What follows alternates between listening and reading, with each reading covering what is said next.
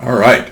So, I have a new Substack essay. This one's on the Renaissance magus and philosopher at the court of Queen Elizabeth in the latter half of the 16th century, from about 1558 at the time of her coronation in January of 1559, down through the decades, through most of the latter half of the 16th century. Dee was not only the most famous intellectual in England, way more famous than, let's say, Francis Bacon. England doesn't really produce great philosophers, except with a couple of exceptions. Alfred North Whitehead, of course, and Arnold Toynbee. There are exceptions, but it's not the tradition that the continent also revered him, and the continent looks down on Anglo philosophers because they're all mostly materialists of varying species. Dee was not. He was a magician and an astrologer who wowed the court. He was basically a rock star. So he was a big deal, and then he fell into obscurity after his death in 1608. He had already fallen into obscurity by the time he returned to England from the continent, where in Prague and under King Rudolph he had been practicing black magic, more so Edward Kelly than himself, on the continent, and this was in the 1580s, 1582 to 88. He and Kelly and their wives, who engaged in foursomes, and then Kelly accidentally got Jane Frummond, Dee's wife, pregnant. So at that point, that ended the relationship of the two couples and created huge complications.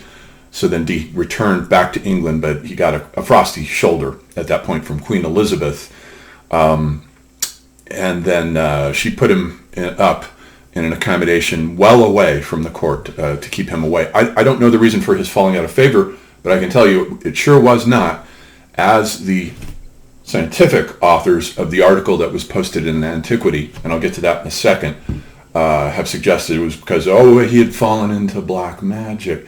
No, that wasn't the reason. That wasn't the reason. Everyone knew that Dee was a magus, an astrologer, and had associations with magic and scrying for a long, long time. Everyone in the court associated with Elizabeth mostly accepted that.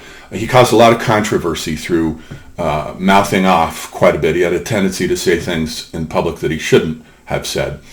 And so anyhow, this is John Dee. And so now he's back in the mainstream media, unbelievably. On CNN.com, NationalGeographic.com, Google News, unbelievable. And I'm not going to say why, because I want you to subscribe to my Substack, which is $5 a month. Not very much, the price of a Starbucks cup of coffee, but you'll get a lot of content. So I have a lot of new essays lined up. I have been going through Faust on YouTube, scene by scene, and Dee, of course, is a kind of a Faust figure. He lives a century after the historical Faust. So anyhow, this is a few days ago.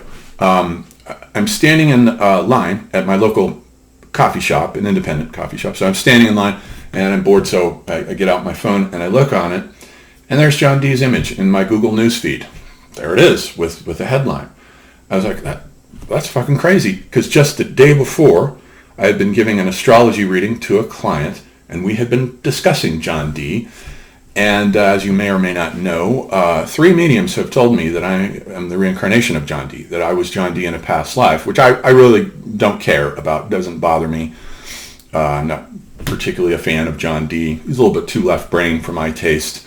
And I didn't really know who he was, and I sure as hell wouldn't fantasize about being John Dee in a past life. That wouldn't have been my choice. So it has nothing to do with an ego trip or fantasy or any of that nonsense that idiots have accused me of. So yeah, I'm sitting there, there's John Dee, and the next day, now he's on, did the same thing, now he's on CNN.com, National Geographic picks up the story, and there's the guy's fucking face with a classic painting of him, and I had to smile because I knew that it was not a coincidence.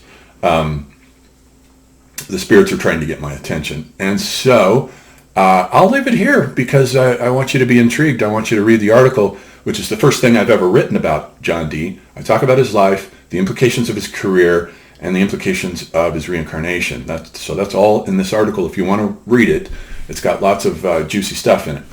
So, and I also do private astrology readings. Just keep that in mind. They're not free.